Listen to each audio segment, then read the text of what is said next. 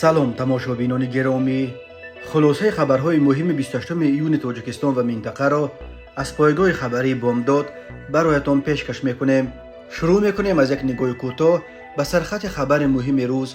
در این برنامه در نویه واسه خانه ایشان عبدالستار را دولتی کرده به دیگر کس دادند.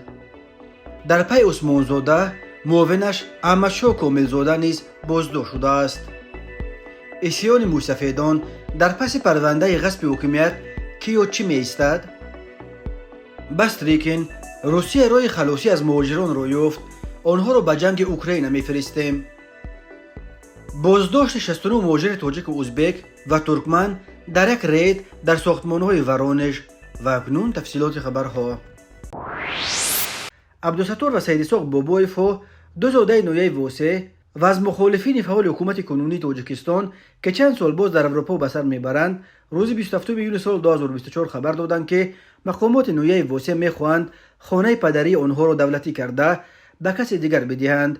عبدالستار بابایف که رهبر کمیته نجات زندانیان سیاسی را بر عهده دارد، در یک ویدیو از سازمان‌های بین المللی حامی حقوق خواست تا از حق آنها دفاع کنند و نگذارند که مقامات نویه واسه خانواده آنها را از یگانه میراث باقی مانده از والدانشان محروم کنند. سید اسحاق بابایف روز 28 ایون در مصاحبه با پایگاه خبری بامداد نقل کرد که خانه پدری آنها در دهه خواجه قینر جماعت کدوچی نویه واسه در لب حوض مشهور خواجه قینر جایگیر شده است.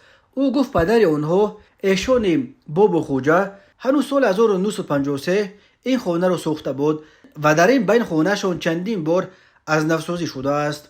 سید اسحاق بابایف نقل کرد که آنها 13 فرزند، 6 پسر و 7 دختر بودند و مادرشان قبل از مرگ این خانه را به دو پسرش ایشان عبدالستار و عبدالشکور بابایف که پسر خرده است، همچنین به دخترش مویره بابایف و به میراث گذاشت. خانواده بابایف یک اولاد ایشانهای مشهور در نویه واسه بوده، اکثرش عضو حزب نهضت اسلامی تاجیکستان بودند. سال 2015 وقتی فعالیت حزب نهضت در تاجیکستان ممنوع شد، چند نفر از این خانواده از جمله مصاحب بامداد سید صادق بابایف، همچنین عبدالستار و عبدالشکور بابایف دو میراثبر خانه پدری به اروپا پناه بردند.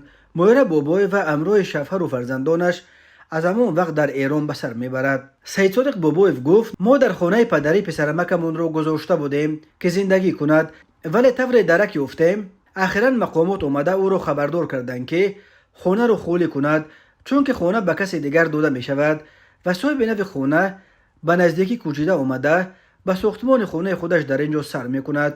او می گوید آنها تا حال درباره بر اساس چه قراره و از جانبی که امضا شده به کسی دیگر دادن خانهشان یگان معلومات از این بیشتر ندارند، زیرا خویش و تبارشان در واسه از ترس تعقیب مقامات می ترسند با آنها تماس بگیرند.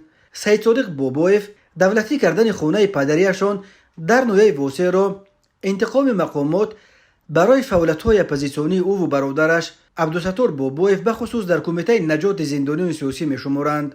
مقامات نویه واسه تا حال این خبر را یگان شرح ندادند، ولی در این اواخر الکی درباره چندین مورد کوشش دولتی کردن منزل‌های مربوط به فعالان مخالفین تاجیک از جانب مقامات تاجیکستان خبرها به دست می‌رسند. از جمله سلیم سلطانزاده، سخنگوی پیمان ملی تاجیکستان، یک ائتلاف در خود جمهوری فعلا ممنوع نیروهای مخالفین تاجیک ماه سال جاری خبر داد که مقامات نویه ظفرآباد ولایت سوخت قطعه زمین را که دادر او حلیم ایسابایف هنوز سال 2008 در آن خانه ساخته بود دولتی کردند و حالا توسط دادگاه طلب دارند که تا دادر او همراه زن و دو فرزندش آن خانه را خالی کند. رئیس نویه از دادگاه ظفرآباد خواسته است که جوابگران یعنی حلیم ایسابایف را با زن و دو فرزندش به دادن دیگر منزل استقامتی از آن خانه بکوچانند.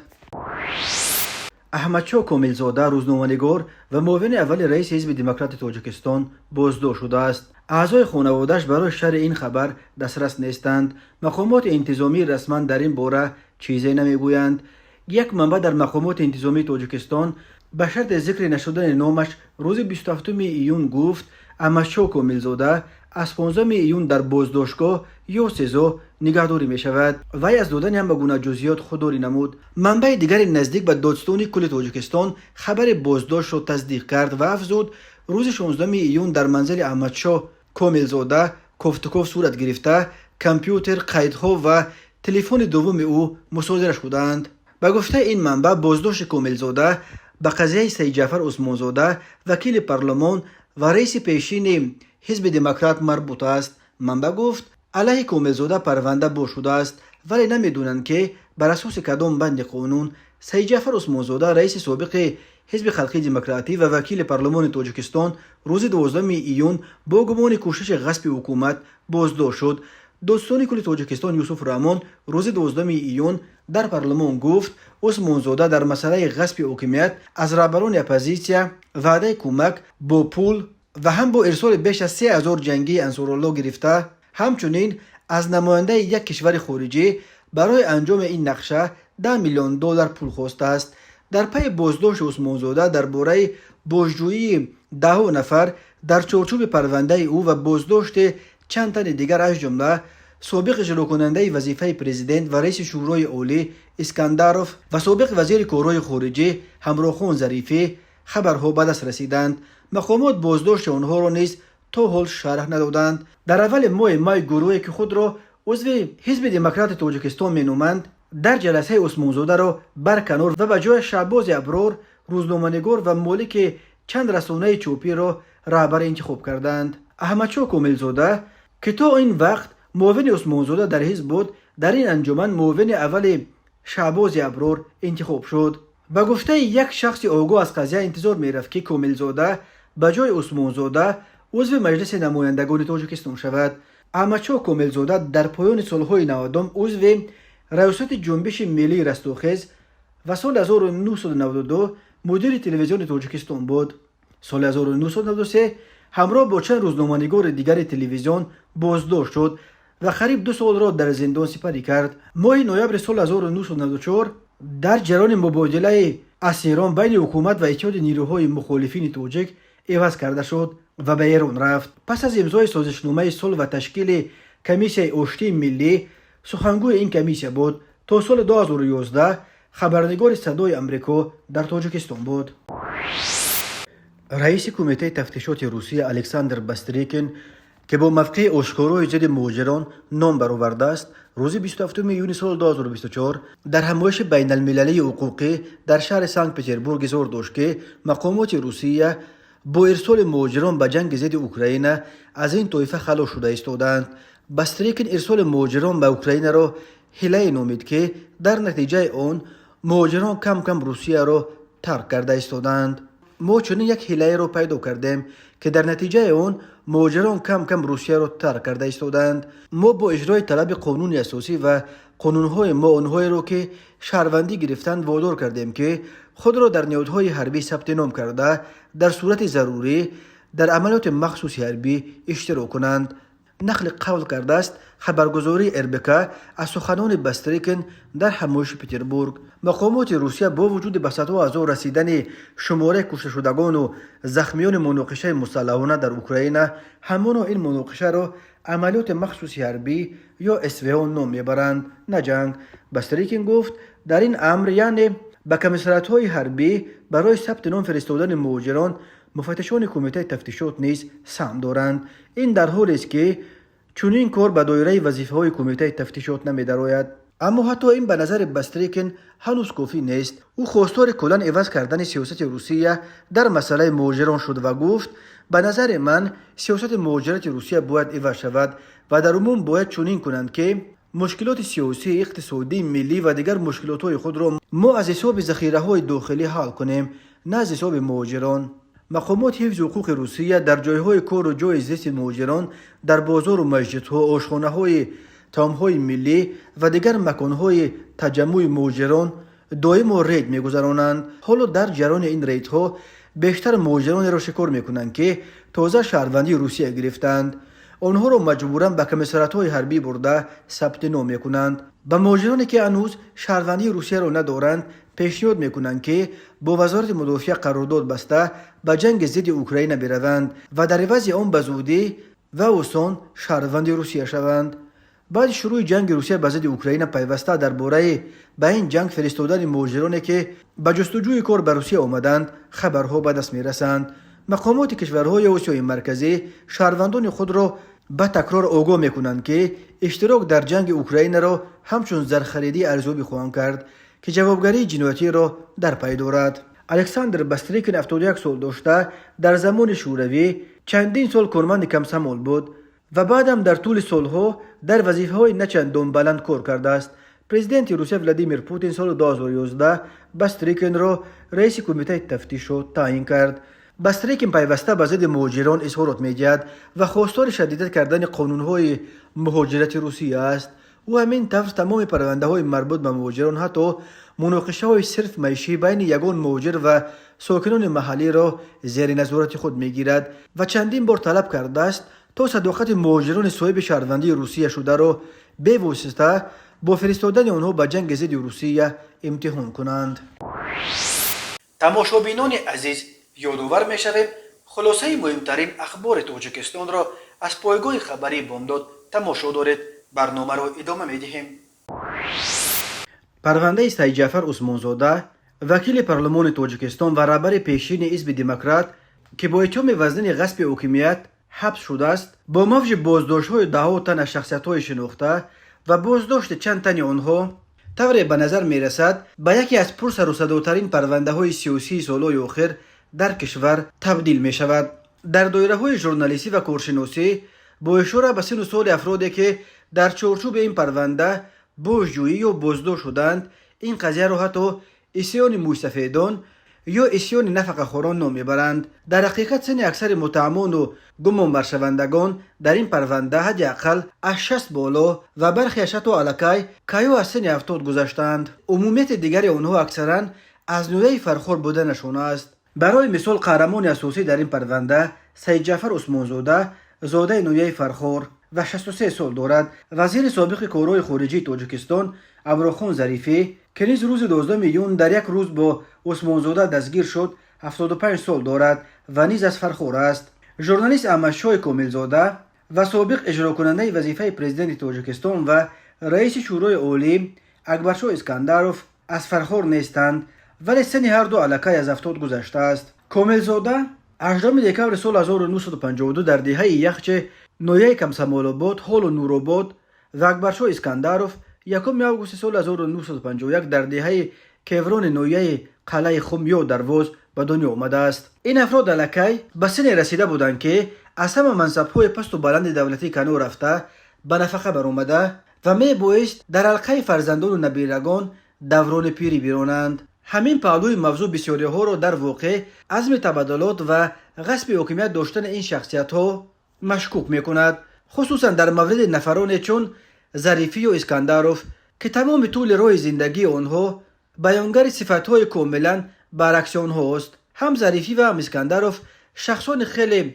با توازن، فروتن و بدون امبیسیه و غرض‌های سیاسی به نظر می رسیدند و طور یاد داریم سال 1992 اسکندروف حتی خواست گروه‌های مسلح مستقر در پایتخت پیشنهاد در قصر ارباب برگزار کردن اجلاسه 16 شورای عالی را پذیرفت و در آن اجلاسیه کرسی رهبری اول جمهوری را بدون یگان مخالفت به امام علی رحمان سپرده بود. مقامات در این پرونده بجز از خود سید جعفر عثمانزاده تا کنون بازداشت و به چه متهم شدن یگان نفر دیگر از آنهایی را که آوازه حبس شدنشان در همه جا میچرخد شرح ندادند. دادستان کل تاجیکستان یوسف رحمان روز 12 میلیون وقتی از وکیلان مجلس نمایندگان بیکار کردن دخل ناپذیری وکیلی عثمانزاده و اجازه حبس او را درخواست کرد، گفته بود که به زودی به ضد عثمانزاده و دیگران با اتهام غصب حاکمیت پرونده جنایتی گشودند. او شرح نداد که و دیگران که هویند. اتهام ضد عثمانزاده نیز رسما نشر شدند که بر اساس آنها گویا هنوز سال 2021 نقشه غصب حکومت را با نماینده مخالفین شرف‌الدین گدایف مصلحت کرده و از او وعده گرفته است که در این کار رهبر مخالفین محیدین کبیری با پول و ارسال بیش از 3000 جنگجوی جماعت انصارالله کمکش خواهد کرد. کبیری و گدایف این را رد میکنند. اتهام دیگر ضد او تشکیل گروه‌ها برای عملی ساختن نقشه غصب حکومت در داخل جمهوری و اخیراً از نماینده یک کشور خارجی درخواست کردن 10 میلیون دلار از جانب عثمانزاده گویا برای انجام تبادلات است. یوسف رحمان نام آن کشور خارجی را نام نبرد، ولی شرف‌الدین گدایف ادعا دارد که سخن درباره یک ژنرال از نهادهای امنیتی روسیه می‌رود که گویا در پی حمله کروکوس در پایان ماه مارت با سفر مخفی به تاجیکستان اومده با چند نفر صحبت‌های محرمانه انجام داده است و مقامات از این خبر یافته حالا همه آنهایی را که در صحبت آن گنرال نشسته بودند بازجویی کرده ایستادند. تفتیش این ادعا توسط منابع دیگر امکان ندارد. مخالفین و همین طور بسیاری از ناظران امور برای اینکه که روسیه قصد انجام تبادلات در تاجیکستان را داشته باشد باور نمی‌کنند. یک همصحبت بامداد گفت پرزیدنت روسیه ولادیمیر پوتین با همتای تاجیکش امامعلی رحمان یگان اختلاف نظر خیلی جدی ندارند که برای برانداختن او از قدرت عزم کند، آن هم در حالی که پوتین بعد جنگ اوکراین خود در یک حالت انزوای بین المللی قرار گرفته هر یک متحد انگشت شماری در گردش باقی مانده را باید مثل گورک چشم احتیاط کند. فرضیه دیگر مربوط به رقابت بین گروه‌های مختلف در دایره‌های حکومت تاجیکستان و کوشش کوتاه‌تر کردن دست کلان فرخور است که بر سر خود یک موضوع علیحده است. اما خاموشی طول کشیده مقامات تاجیکستان در گرد پرسر و صداترین پرونده سالهای اخیر طبیعی است که با آتش آوازه‌ها و حدس و گمان‌ها در اطراف پرونده غصب حکومت روغن بیشتر می‌ریزد و باعث به وجود آمدن آوازه‌ها و فرضیه و گمان‌های نو به نو در اطراف این قضیه می‌شود. خدمات مطبوعات سیاست کارهای داخلی ولایت ورونش روسیه روز 27 میلیون سال 2024 با نشر یک ویدیو خبر داد که در جریان ریدها در ساختمان‌های شهر ورونش 69 مهاجر کاری از ازبکستان و تاجیکستان و ترکمنستان دستگیر شدند. در ویدیوی پلیس ورونش دیده می شود که کارمندان پلیس و آمون مهاجران را دستا در سر کتفای همدیگر قرار کردند و به چنین صورت از محل ساختمان با خود میبرند. در اطلاع رسمی گفته می شود که ریدها را کارمندان ریاست مهاجرت پلیس ولایت ورونش همراه با کارمندان PPS و روزگواردیا یا امان انجام داده. در نتیجه از 69 مهاجر بازداشت شده 19 نفرش را برای تفتیش مفصلتر حجت‌هایشان به شعبه پلیس آوردند. در عموم در جریان این ریدها نسبت به مهاجران بر اساس ماده 18 و قسم یکم ماده 18 کد حقوق ویرانکنی‌های مأموری روسیه برای ویران کردن قاعده‌های بود و باش و پیشبرد فعالیت کاری پروتکل ترتیب دادند. پلیس تا کجا به قانون‌های مهاجرت جوابگو بودن فعالیت کارفرمایان این مهاجران را نیز تفتیش می‌کنند. در پایان هفته گذشته در ساختمان‌های نویه کمینترن شهر ورونش 45 شهروند ازبکستان دستگیر شده 12 نفر آنها را با اتهام ویران کردن قانون‌های مهاجرت به پلیس بردند. در عموم در ماه‌های اخیر ریدها به ضد مهاجران در گوشه‌های گوناگون روسیه خیلی زیاد شده است.